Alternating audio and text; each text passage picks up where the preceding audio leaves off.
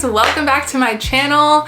I'm kind of doing a rebrand, so I should say welcome to Level Up with Keeks. This year I'm going to be focusing a lot on productivity, which I already do, heavy on the finance, and some entrepreneurial stuff because your girl is trying to start her own product-based business, and I'm going to be tracking that journey here as well. So if any of those three things interest you, I encourage you to subscribe because it's going to be a juicy year this year. If you're one of my subscribers, welcome back. Happy New Year's. Hope you had a good holiday season. And if you're new to my channel, welcome. Hit that subscribe button because we're locked in. We're locked in. Today's video is going to be a lot of fun. I haven't done a finance video in a hot minute, and the year is over. 2024 has come and gone. It's January. There's no more spending for the year, so it's time to go and take a look at the damage done, really. How much I spent, how much I made, how much I saved, how much I invested in 2024. So I'm super excited, and without further ado, let's get into it. And I'm sorry guys, can we quickly just have a moment for The Office? If you watched my first finance video that I did last year, you would know that this office was nothing like what it looks like now. Honestly, click it to see the tea. I don't know why I filmed that video with my room such a mess.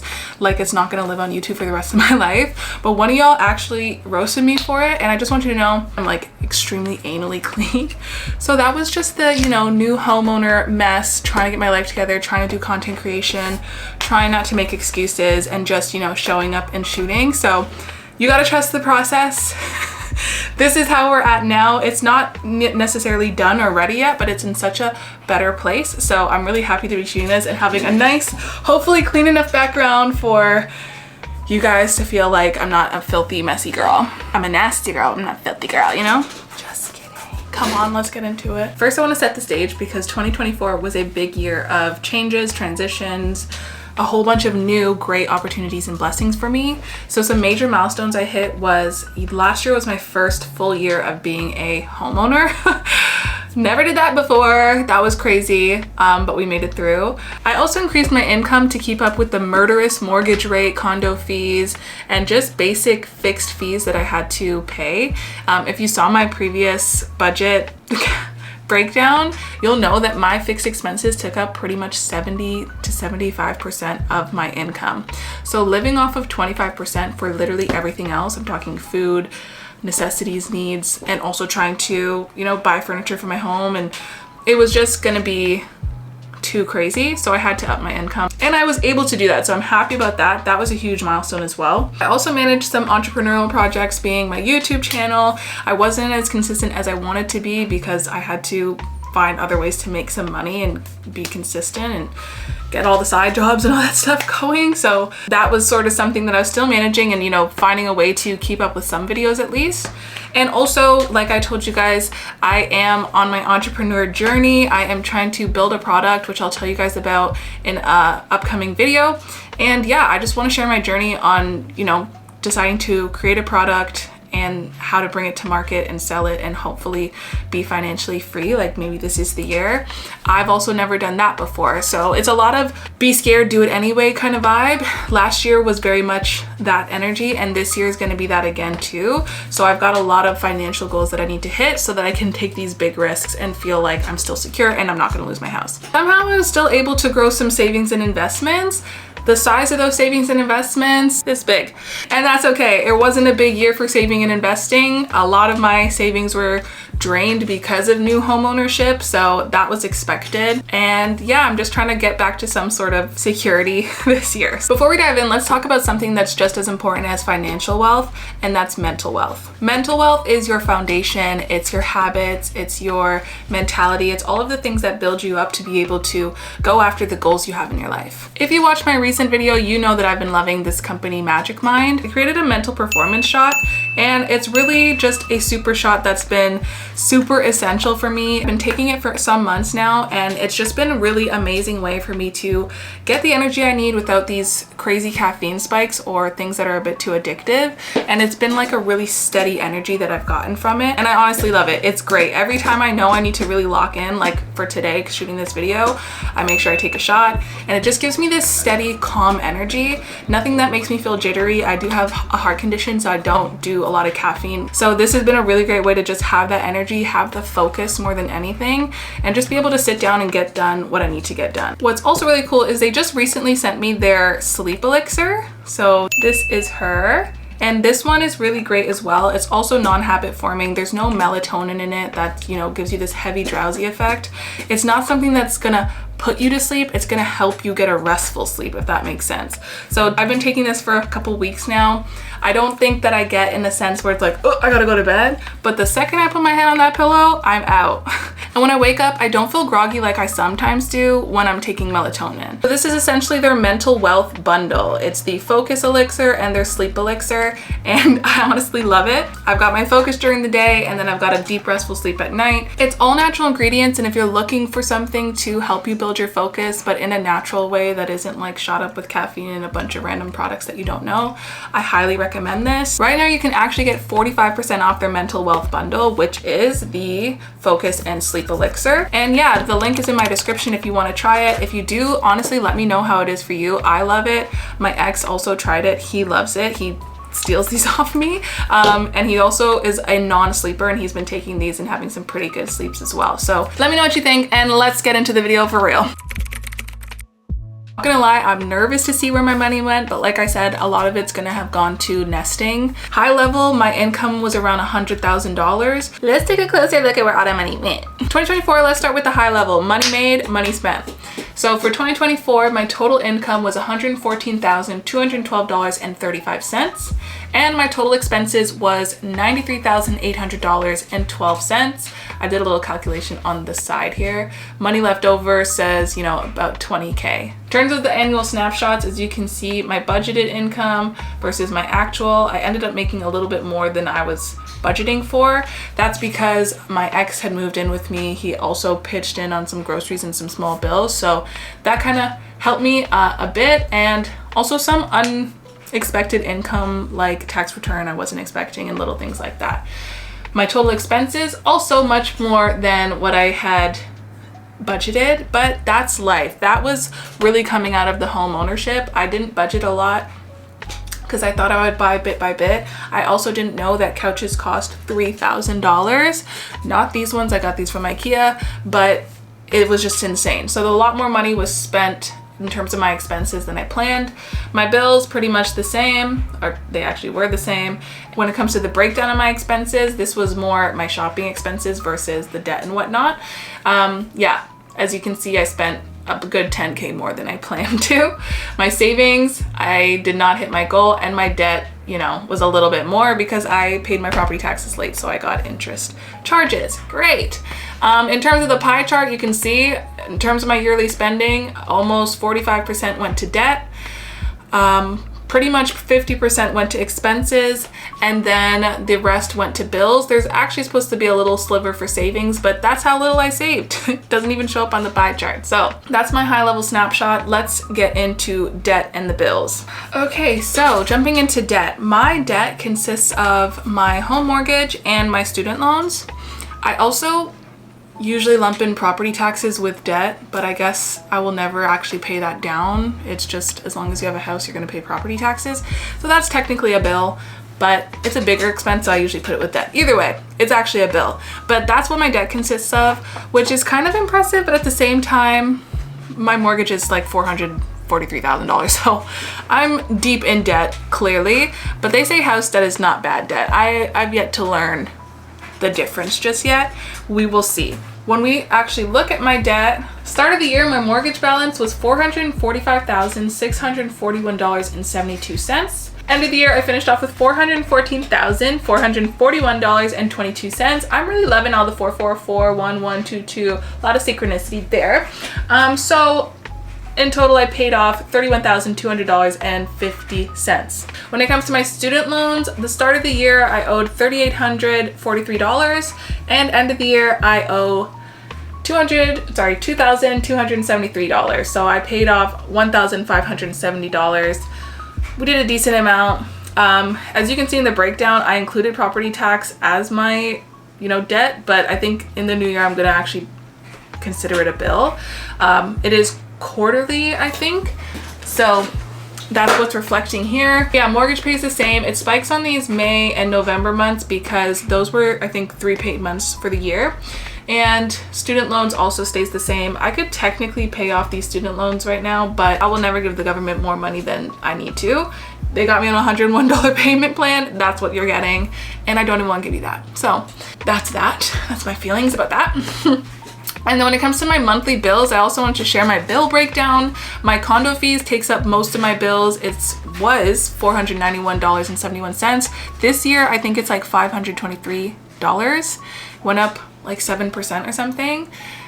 That's my only recommendation to not buy a condo, is the condo fees never stop going up. That's super annoying. The other fee that kind of fluctuates a bit is my meter G, which is like hydro and electricity or heat. I can't remember. I don't know what hydro means sometimes. Hydro sounds like water to me, but I'm pretty sure hydro is electricity. I don't know. It's that bill, and that comes out monthly. And then, yeah, when my boyfriend had moved in, we started renting a parking spot because I did not buy this condo with a parking spot. I don't have a car, but he does. So that added a fee for myself for $190, and that was a monthly cost. Now let's move on to my expenses. What did I spend $114,000 pretty much dollars on? Expenses for 2024 summed up to $35,704.87. And I like these spreads here because they really tell you where your girl was spending her money. For the most part as well, all these green spots here are places where I came under budget. So I'm pretty proud of myself in that space, but these red pieces here are places where I came in over budget. And as you can see in this chart, when it came to miscellaneous household items, your girl went over budget. I don't know why I budgeted $2,000. I never had a house before, right? I didn't really realize how much things cost, but I ended up spending $11,580.77. That's couches, that is TV stands, that is bed frames, oh my God, dressers, countertops, all of those things. I tried to Facebook Marketplace a couple things. I got my first couch on Facebook Marketplace for like $600. That was a beautiful deal, but it ended up being way too big, so I ended up having to buy a smaller couch anyways. And yeah, it's expensive. Another place where I went over was in treating myself. As you can see, I budgeted about $3,000. I pretty much doubled that, if not more. And then lastly, food and groceries. Holy shit, dude. Why are food and groceries so much? I was gonna say I don't blame myself for this one too much, but I do blame myself a little bit. When it comes to groceries, I'm good. My problem is the Uber Eats. If you watched my last video, you know, I was really racking up and them Uber Eats and them DoorDashes. When I order one time a week, I just don't like it because the fees add an extra 20 bucks to any order. So it's just unreasonable. I don't see the value in ordering Uber Eats. It's simply convenience for me, and that's something I really want to tighten up in the new year. Not to mention, I mean, Uber Eats sucks, but the cost of living also went up. In 2018, I could buy a can of Campbell's fucking chicken noodle soup for 10 cents on sale. The regular price was 50 cents, okay? We could buy a can for 10 cents. That same can of Campbell's is now on sale for $1.50. I'll buy just produce, vegetables, and spend $50. Like, it's absolutely insane. So the cost of living is crazy. I also live in a terrible place when it comes to cost of living because I am in Ontario, Toronto GTA. If you know, you know. It's just messed up. So I'm also just a victim of my environment. Ontario is a terrible place to live if you are a new homeowner, because the things I'm spending money on, I know if I moved to Calgary, it would probably be cut in half. So that's super annoying for me. But yeah, that was expenses for me as the high level snapshot. So my key takeaways when I look at my expenses from last year is just that home ownership is expensive. When I originally saved to buy this condo, I did buy a lot of essentials before even knowing what this condo looked like. You can watch that in my video on how I manifested this condo, which I really did. But yeah, I bought the duvet, I bought garbage cans, I bought pots and pans, I bought whisks and little things that I would think I needed, and that really helped a lot. But just honestly moving in, and certain things you just can't buy until you get to your space and can measure and start looking at things, that's where I really took a hit. There were some months that I was just spending like $3,000 and it's just a little bit crazy, but it was like just to get things set up. Pretty much for the most part, this room is set up and my living room is set up. That's about it. The front, the kitchen, the bedroom, the bathroom, those could all use some work, but that's homeownership. It's just, you gotta take it piece by piece. My next takeaway is that grocery and dining is a problem. I need to really tighten up on the Uber Eats spending, and I also really need to think about what I'm gonna do strategically to combat the cost of living and the spike in grocery prices. If you're a Canadian, you know we were boycotting Loblaws and places like that because they actually have just been raising the prices for no reason, like just to gouge us, and made an extra couple $2 billion off just raising the prices and talking about, oh, COVID scarcity, when there really was none. So that's what we're kind of dealing with here in Canada, is highway robbery all around. And it's just another reason why I hate monopolies. But anyways, that's something I need to focus on, is really figuring out how I'm gonna save and be a lot more efficient cost-wise with food and groceries. And in the third area, when I think of my key takeaway of a place where I overdid it, it was in treating myself. I only have a couple feedbacks for myself here, and it's just to be less impulsive with my spending, because that I did rack up a couple thou. I don't know where the things are that I purchased there. But the other piece that I'm really proud of, that I don't regret spending the money, is that I took on a lot of hobbies this year. Your girl is a antisocial homebody. Actually, I'm not even claiming that anymore because I'm not. When COVID hit, I just got to like go even deeper into my shell and not have human interaction outside of my family. So this was like the first year that I was like, okay, I'm trying to set up a routine for my adulting life. Like, let me find some hobbies, let me, you know, try and build a life here. So I got a personal trainer, which is really great. I also signed up for running. Like, I joined a run club. That run club sparked me, you know, signing up for a 10K, signing up for a half marathon. And that also sparked me buying running gear. Running shoes, especially carbon plated, are like $400 a pop. And I have 3 running shoes. I have trainers, 2 pairs of trainers, and 1 pair of race shoes. That was money spent. I also never worked out, so I had to buy new clothing for that. And so those were just initial investments in myself that I'm using all the time. And then the last piece was like, your girl started doing laser hair removal. That's like my most exciting big girl purchase. I'm a hairy girl. I haven't even shaved, and like my arm is just not hairy. My armpits are still growing back. I'm like halfway through the sessions, but that's something I don't regret investing in, because once it's done, your girl's gonna be hairless, no more shaving cream, no more shavers, and that's gonna save me, you know, some dollars. But it's just really for the luxury of not having to be hairy all the time is like really exciting for me. And then I also invested in like, you know, laptop equipment, YouTubing equipment. Those things I never regret because it's an investment in myself. It was a lot more than I expected, and I think I can rein it in and try and stick with the hobbies that I've started, and that should help me in the new year as well. I'm curious to know what your weakness is. Where's that thing where it's like, oh shoot, yeah, you know, I'm pretty good with spending otherwise. I don't really buy much. I don't buy pretty much any clothes at all or other stuff. But when it comes to my Uber Eats and eating, your girl likes to eat. I like to eat. I'm ordering food. If I'm hungry, I'm not gonna just make myself a little pasta sometimes. Sometimes I want a steak and mash, and I'm gonna order it. So yeah, what is your weakness? Please comment below. I wanna know. Next, let's move on to my savings and investments. This is gonna be quick. She's gonna be quick. Like I told you guys, it was very much small savings and small investments. My savings and investments for 2024, I was able to save 4.81% of my income. Cool. And not even 1% of my income was invested. That is totally okay. I also want to preface 2023, 2022 were big years for me saving and investing, obviously, because I saved and bought this condo. So I do still have money in investments like crypto, TFSA stock. I just haven't newly invested. That's why this is reflecting here. But I do have things that are still growing, and that's really good for my financial portfolio. This year I'm going to be focusing on building an emergency fund. Guys, I am raw dogging life right now. Your girl has no emergency fund, so that is my main goal for 2025. And when it comes to investments, I have it set up with my account that I reinvest my dividends. So anytime I earn a little couple dollars, it automatically goes back into the stock that I earned it from. So I'm not going to be going too heavy on the investments. I really want to make sure my savings are up first, and then at that point I can really look into where else I want to spend my money. Lastly, these are just my totals charts, just to give you guys a quick snapshot of how the year looked. As you can see in my expenses, this one kind of looks very varied because I updated my expenses as I went on. So there were certain categories that I didn't build out. I really had it pretty bare bones to begin.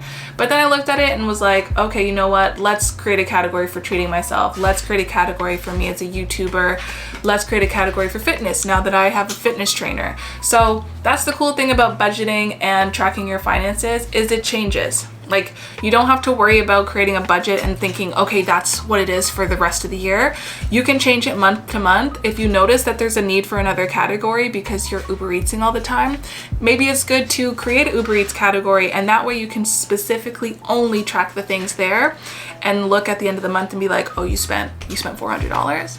Okay, it's time to rein it in. So it's really good for you to track what's important to you, and you can create additional categories at any time for that. Now, I tried to do a little average monthly expenses calculation here. My average expenses per month are $3,313.08. My average debt is about $3,000, and my average bills were $744.30, which brings my average monthly expenses for the year to about $7,000. That's crazy. Do you know it was a time I only was making $1,500 a month? So yeah, I'm feeling pretty grateful that I have $7,000 of average monthly expenses, but we're reining that down next year, okay? My income over the year started off, pretty small. I was actually coming under because I could not afford to live. As you can see here, I was spending more than I made. The household costs were still there. All of the bills were still there. Property taxes were coming in. I was like, holy shit, I'm gonna drown and I'm gonna lose my home. But guess what? If you can't bring down your expenses, you have to increase your income. That's just the way money works. That's the way savings works. That's how the cycle goes if you want to live a debt-free life. So by April, I was able to secure some extra income. This is part-time jobs. This is working outside hours, just really making sure I can collect what I can. So the income went up. This was the 3-pay month, along with October? One of them was. So those were some big months for me. And yeah, as you can see, I pretty much doubled my income. You gots to do what you gots to do. And that's what I did, because I know that this is a place I want to keep. I have a child now. Where's my kid? By child, I mean my cat. One thing I'm not going to do is be starving her. So I need to make some extra income, and you can do that. Just know that there's endless ways to make money. This year is going to look hopefully even better.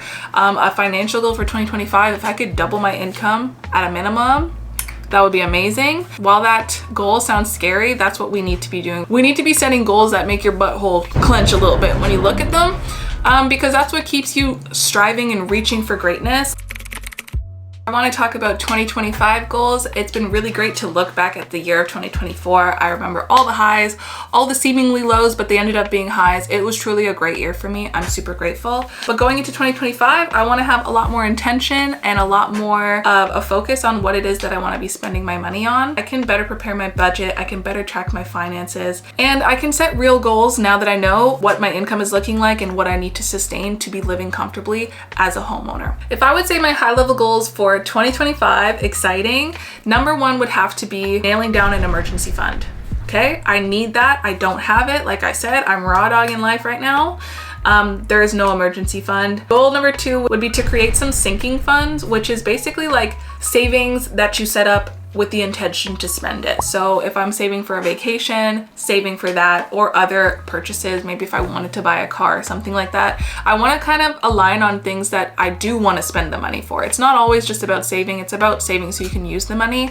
Maybe it's a vacation, maybe it's I don't know, but I want to look at setting up some sinking funds and putting some money into those. I also want to do a monthly no spend week. I think this is going to be really good to not only keep me conscious that week about the things that I feel itchy to spend money on, but also help me bring down my costs and put more money towards the emergency fund. Another goal I have is to upgrade my financial tracker. And yeah, I'm really proud of what I've set up for 2024, but I really want to upgrade my financial tracker to something that's a lot more robust, something that is not me creating all the formulas and whatnot. I'm going to actually go purchase one and then share that with you guys when I set that up. And lastly, my goal is to double my income and keep my expenses relatively the same.